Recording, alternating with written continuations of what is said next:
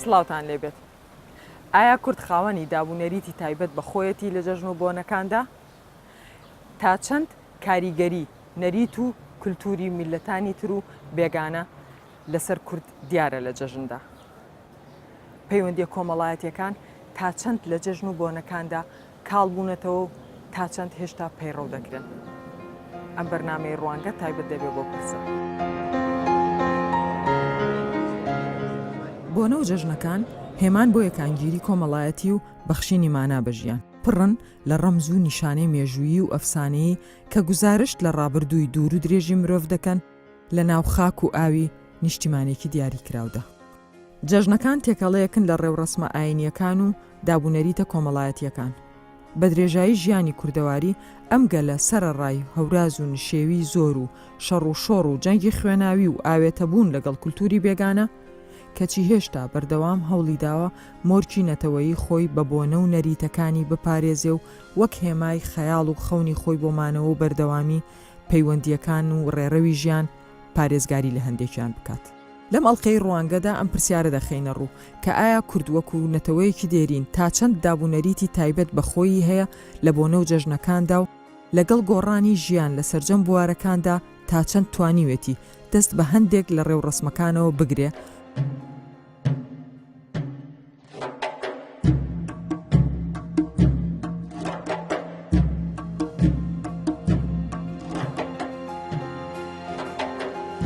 مێژووی دێرین و کولتوری دەوڵەمەندی کورد پڕیەتی لە ستایشکردنی ژیان. بە پێی سەرچاوە مێژوویەکان ئەم گەلە ڕەسەنەی ڕۆژهەڵات سەردەمانێک خاوەنی 16 جەژن بووە لە ساڵێکدا و کە هەمووی گوزارشتی لە ڕۆحی ژیان دۆستی و شادی کردووە و میوە و شیرینی بەردەرگاکان هێمای بەخێرهێنانی میوان و دڵخۆشکردنی ڕێبواران بووە.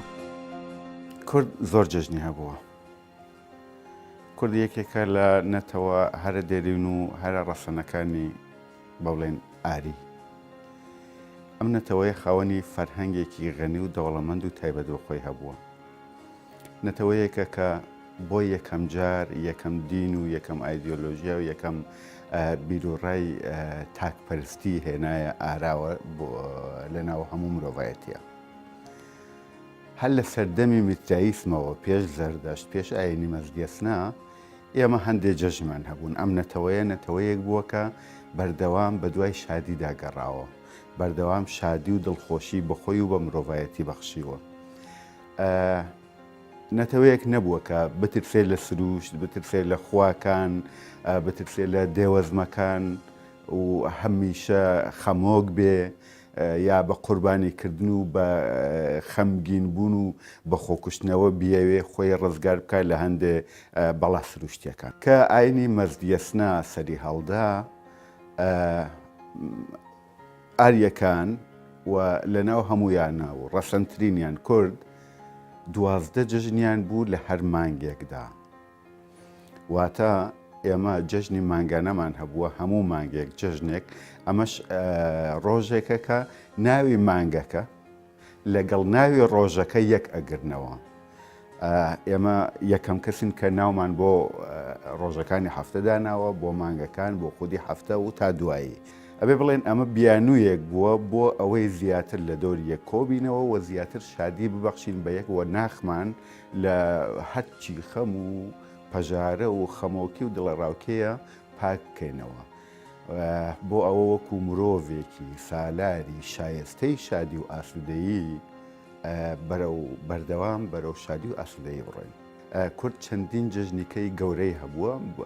کە ئەکرێ بڵێن گەورەترین جەژنمان نەورۆزە. دوای نەورۆز جەژنی سپەندمەدار دێت، ئەسپەندمەندگات کە یەکێکە لە ئەوی جەژنە گەورەکان و بە ناوی جەژنی ژن جەژنی ئافرەتیش ناودێر کراوە. من لە نووسینەکە باسم کردووە کە ئەوە ڤالانتاینی ئێمەیە زۆر زۆر زۆر پێش لانیکەم بە 17 سەدە پێش ئەوروپا. پاشان جەژنی میهرەگانمان هەیە کە یەکێکە لە جەژنە گەورەکان کە بەداخەوە عەرەب لێ وەرگرتن و تعریبی کردووە و کردوویەتی بە میهرەجان کە مطلقاً جیاوازە لەگەڵ پەیامی جەژنەکەی ئێمەیە. ئەوەش یەکێکە لە جەژنە گەورەکان. هەروەها جەژنی سەدەمان هەبووە، جەژنی پیرشەلیار هەیە کە تا ڕادەیەک شارەزان ساڵانە ئەگیرێ. ئەمانە جژنی ساڵانن، جژنی سووریمان هەبووە کە ئەمڕۆ بە ناوی چوارشەممە سووری ناسراوە. جگە لە جژنی نەورۆز لە خاکە لێوەیە دوو جژنی کەمان هەیە، یەکێکیان ئەکەوێتە شەشی خاکە لێوە و یەکێکیان ئەکەوێتە سێزەکە ناسراوە بە جژنی سێزدە بەدار. جژنە مانگانەکان ئەوانەیە کە لە مانگا ئاکرێن زیاتر ئەکرێ بڵێن بۆنەی دینیان تێدا ڕەچاو کراوە. ڕۆشتونەتە شوێنێک یا معبەدێک یا شوێنێکی پیرۆز هەمویان کۆبوونەتەوە و ستایشیان کردووە. بەڵام جژنەکانی کە هەر یەکە و تایبەتمەندی خۆی هەیە. لەگەڵ ئەوەشە لە هەموو جژنەکانە بەسەر یەکدا گەڕاون، یەکیان بەسەر کردوتەوە، کۆبوونەتەوە، دیاریان بە یەک بەخشیەوە، دیاریان لە یەک وەرگرتووە، بەڵام شتێک نەبووە بە ناوی بۆ نمونە ئەمڕۆ هەمانە گەد نازایی و نازانم حەڵاڵکردن و تۆگە بۆ چونکە پێشتر شەڕ و ئاژاوە و ناکۆکیەک لە نێواندا نەبووە.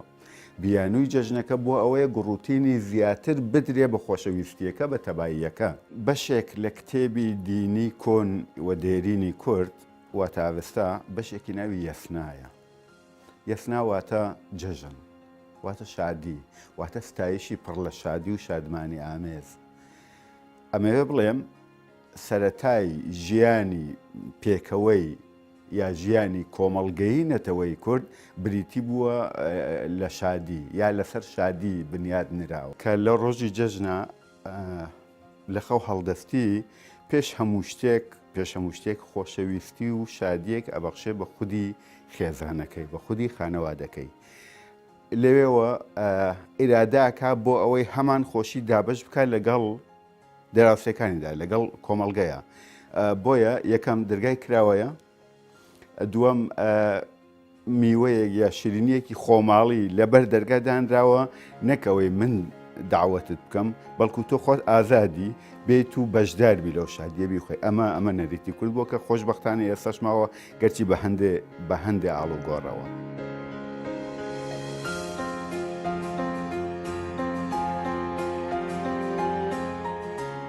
ژیانی لادێیی و پەیوەندیە کۆمەڵایەتیەکانی جاران گزارشتی لە پەیوەندی تۆکمەی نێوان مرۆڤ و سروش دەکرد. خەڵکی دێ جەژن و بۆنەکانیان وەک دەرفەت و بیانوویەک بۆ دڵدانەوە و ئاشتەوایی سیر دەکرد. هەر لە دێر زەمانەوە شین و شایی لە جەژنەکاندا ئاوێتەی یەکتر دەبوون و سەرقەبران و بەرماڵانی گوند دەبوونە شوێنی دڵنەوایی و یاریکردن.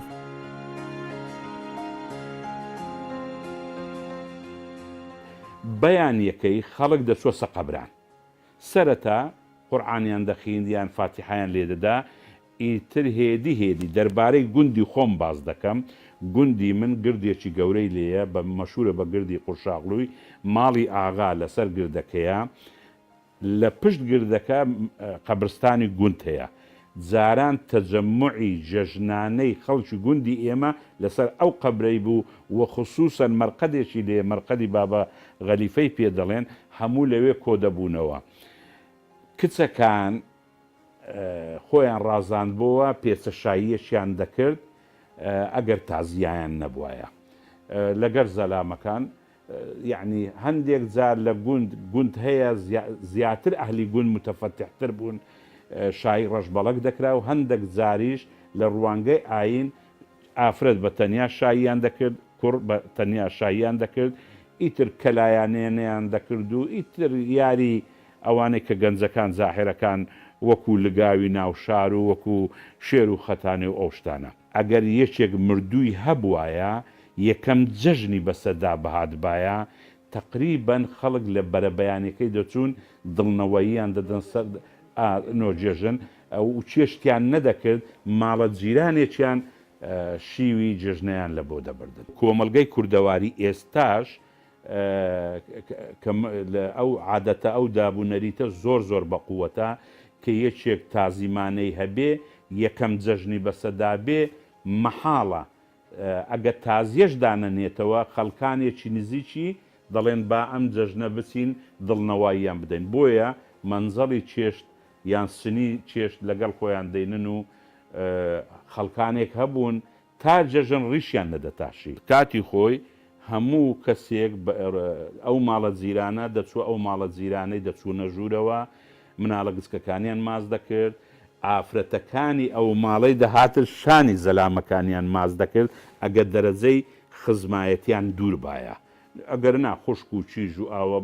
بە شتێکی طبیعیە زەلامەکانیش بە تۆقەکردن و ئەولا ماسکردن دادەنیشتن چایشیان دەخوارد تەبان لێرە جێژن زۆر زوو دەست پێ دەکات ئێستا لێرانە تەمەدون وای لێ کردووە تا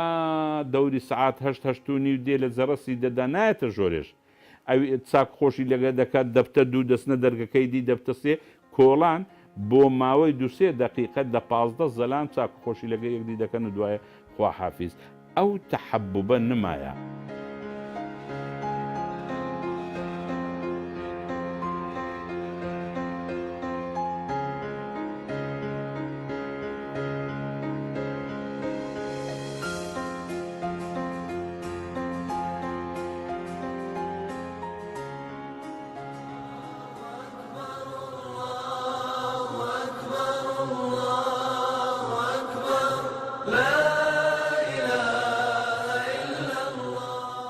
ئێستا کە ڕاستە جێژن تۆزە کاڵ بوویتەوە لە لای ئێمە کاتی خۆی وانە بوو ئەمە گچکە بووین لە بیرمان دێ خەڵک هەموو جیرانەکان بەیەکەوە خڕدەبوونەوە سەردانی ماڕە جیرانەکانیان دەکرد دەچوونە لای یەکتری بەڵام ئێستا ئەو شتە باوی نەماوە لای ئێمە ئەوەش بەڕێی من دەلالەت لەوەی دەکا خەڵک تۆزەی ڕەحمی نەماوە یعنی ڕەحم کەم بووە کەس سەردانی کەس ناکا جەژنەکان لەبەر هەندێ بەڕای من جەژنی پێشتر خۆشتر بوو لە ئێستا کە خزم و کەس سەردانی یەکتریان دەکرد و جیرانەکان زیاتر سەردانی یەکتریان دەکرد. بەنسبەت جەژن ئێستا جەژنی ئێستا لەگەر ڕابردوو زۆر فەرقی خەڵک پێشتر ڕەحم زیاتر بووە خەڵک زیاتر سەردانی یەکتری دەکرد و لە کێشە یەکتری دەکۆڵیە بەڵام ئێستا کەوانە ئێستا بەهۆی ئەو تەکنۆلۆژیای لەوانەیە لە فەیسبوک و بەن کورتەنامەیەک جەژنە پیرۆزەکە لە یەکتر دەکاتن و ئیتر کۆتایی پێدەینی لەوانەیە ئەو سەردانی وەکو پێشتر نییە ئێستاکە جێژنەی ئێستاکە لەگە قەدیم زۆر فەرقی هەیە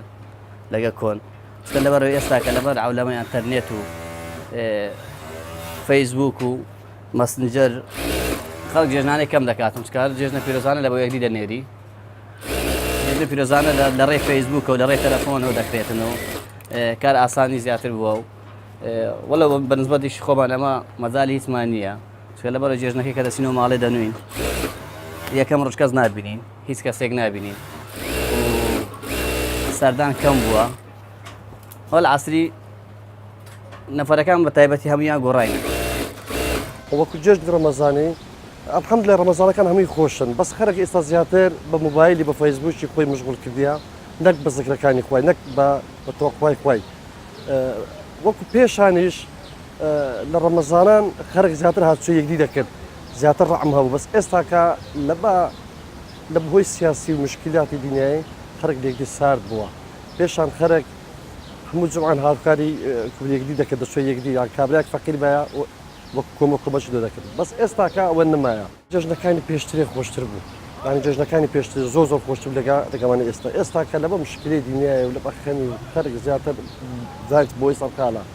ینی لە ڕووی وەکو خزمەتی ئەوە لە بە مشکلی دنیای ئاگای لە خزمەتی و ڕەحمیژنەوە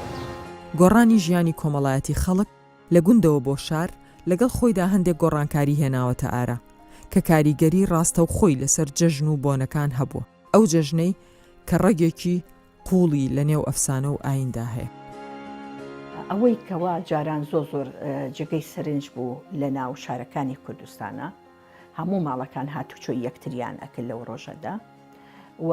گردن ئازادی یعنی ئەگەر غەڵەتێکیان کردبێ یا دوو بنە ماڵە یەکتریان قسەیان لەگەڵ یەکتریان لە ڕۆژی جەژنە ئەمان بینی کەوا ئاش دەبنەوانێ و لە جەژنیشە دەبینین نقڵ کە ئێمە بۆ مستەڵەحە پێی ئەڵێن نقڵ چکلێت و چەرەس و بۆ جەژنیشە بینین زۆر ماڵ خۆیان کولی چەش دروست دەکەن لەگەڵ چاو ئەمانە پێشکەش بە میوانەکانەکەن لە کۆنا میوە نەئەگێڕە تەنها کولیچە دەگێڕە و زۆر جاریش ئەم کولیچانە ژنان دوو ڕۆژ خۆیان تەرخانە کرد بۆ ڕۆژی جەژن کە دەهاتن هەم کولیچەی بە گوێزیان دروست دەکرد هەم کولیچەی بە خورمایان بۆکە و هەم لە هەمان کاتیشە گاڵگاڵیشیان دروست دەکرد لەناو کوردەواری خۆشمانە ئەوەی کەوا نەچی بێ بۆ حەج قوربانیەکەکە لە ڕۆژی قوربانە لای ئەمە لە ڕووی میتەلۆژیەوانە لە ڕووی لایەنی ئەفسانەوە ئەمیش خۆی لە خۆیدا چیرۆکێکی تایبەتی هەیە لە باتی ئەوەی کەوا سەری مرۆڤێک سەر ببڕێ لە سەردەمی حەزرەتی ئیبراهیمە ئەو بوو ئەمریکات سەری حیوانێکیان سەرەبڕی ئیتر ئەو حیوانە زیاتر زۆر کەس ئەیشوپێنێ بەگا و ئێمەش لە میتەلۆژیاشە گای ئاسمانیمان هەیە کەوا بە گشتدار و بەردا دەچوو و ئەو ئەفسانەی کەوا لە ناو لەلایەنی ئەفسانەکانەوە لە داستانی گەلگامیشە هەیە ئەم مەسەلەی قوربانیەشە لەو سەردەمەدا هەبووە کە 4500 ساڵ لەمەوە پێش بووە. اینجا ئێمە ئەمەمان گواستوتەوە مەسەلەی قوربانی کەواتە مەسەلەی قوربانی لای هەموو میلەتان هەبووە تا لە مەلحەمەی گلگامیشە کە کاتێک ئەنکیدۆ نەخۆش ئەوێ گلگامیش پێ ئەڵێ هاوڕێ شیرینی گیانی بە گیانەکەم خەفەت مەخۆ بەیانی قوربانیەکرد بۆ سەرەبڕم. کەواتە ئەمە ئەتوانین بڵێن پێش ئاینە ئاسمانیەکان ئەم تێکستی کە بۆ ئێمە ماوەتەوە ئەمە هەبووە کە لای ئێمە دەڵێن لە بەیانی زووە ئێمە کە هەڵەستین هەست ئەەکەین ئەوەی کە کەسێکی نزیکی خۆشەویستی گەنجێکی لە ماڵەکە مردبێت وا هەست دەکەی ڕۆحەکەی دەبێتە پەپولە و لەگەڵتایە بەیانی زوو کە تۆ هەڵستی چێشتەکە لێ ئەنێ یان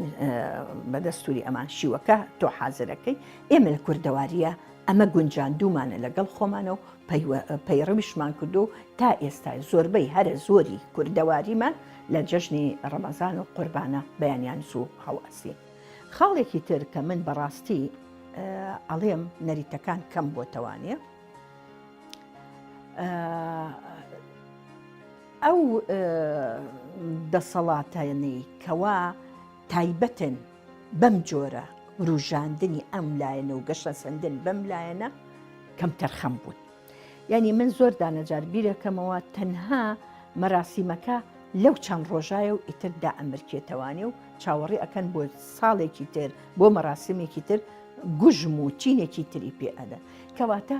ئێمە تاکو ئێستا بەرنامجێکی دیاری کرا و پڵانێکی دیاری کراومان نییە کە کاری لەسەر بکەین ئەبێ ئەم مەراسیمانە ئێمە زوندوو بکەینەوانە و بە ڕۆحێکی کوردانە و کوردانە یعنی بڵێ زیاتر زۆر دانەجار ئێمە لە کوردستانە ئەبینین فرە ئاینیە فرە حیزبیە کوردستانمان و فرە نەتەوەیشە وەکو نەتەوە هەمومان نەزانین کەوا کوردین و کاری خۆمانەکەین و لایەنیکە بەڵام لە ڕووی ئاینەوانێ و لە ڕووی حیزبی شەوانێ ئەبینین زۆر دانەجار هەستی پێەکەین لە کەناڵەکانە ئیسلامی سیاسی لە باتیەوەی گەشە بات بە هەستی نەتەوایەتی و بە بژانەوەی پەیوەندیە کۆمەڵایەتەکانی ناو کۆمەڵگای کوردەواری بەبێ ڕەچاوکردنی ئەمەی کە تایبەتە بەو حیزبە ئیسلامیەوانە نەچوونەتە ناو خەڵقەوە تەنها کارەکانیان ئەوەیە ئەوەی کە دوایان کەوتون ئەمە کەواتە خۆی بمانێ و نەمانەوە ئەمە گوژمێکە تۆ لە نەریتی میلەتەکە داوە. خاڵێکی تر ئەوەی کەوا من هەستی پێ ئەەکەم گەنجەکانمان و میلەتیشمان یعنی زیاتر ئەوانەی کەوا خەریکی ئەم تەکنەلۆجیە تازانەیە کە ئەنتەرنێتە و یوتیوب و ئەوانە زیاتر خۆیان بەمە خەریک کردووە پەیوەندی کۆمەڵایەتی دراوسەیەک لەگەڵ دراوسەیەکەیە ئەتوانم بڵێم ئێستا هەر نەماوە من لە شوێنێکە ئەژیم دراوسێم ساڵێک من نەمبینیوە ساڵ و نیوێکە من نەمبینیوە زۆر دانەجار ئەبینین لە ماڵێکە هەموو مناڵەکان ئەنتەرنێتیان هەیە کۆمپیوتەریان هەیە باوک و دایک ئەو بوارە بۆ دروست نابێ و مناڵەکانیش ئەو بوارە بۆ نەڕقسێ کە وەکو جاران هەمویان لەسەر مێزێک کۆ ببنەوانە و قسەی خۆش بکەن و باوک ڕێگا بە خۆی بە چیرۆکی سەردەمی خۆی بگێڕێتەوە حکایەت بۆ مناڵەکانی بکە کە مناڵن یاخو ئەو مناڵە بۆ زاخاوی مێشک بێ بۆ دەوڵەمەندکردنی فەرهەنگی نەتەوایەتی زمانی شیرینی کوردی بێ وەکو سەردەمی ئێمە نییە کە باوکمان حکایەتی بۆ کردین نەنکمان حکایەتی بۆ کردین ئێستا ئەمانە نەماوە بەداخەوانە ئەم تەکنەلۆجیەشە هۆکارێکە بۆ لاوەزبوونی و بۆ کاڵبوونەوەی ئەم دابوونەرێتەوە. بۆ ئەوەی ژیان لە ژێرباری قورسی کاری ڕۆژانە و ڕۆتین ڕزگاری بێت هەر لە کۆنەوە جەژن و بۆنەکان دەرفەت و بیانون بۆ مانابەخشین بە ژیان و پەیوەندی کۆمەڵایەتیەکان و هەڵدانەوەی لاپەڕەیەکی نوێیە بۆ گردن ئازادی و کۆتایی هێنان بەگلەی و گازاندەکان.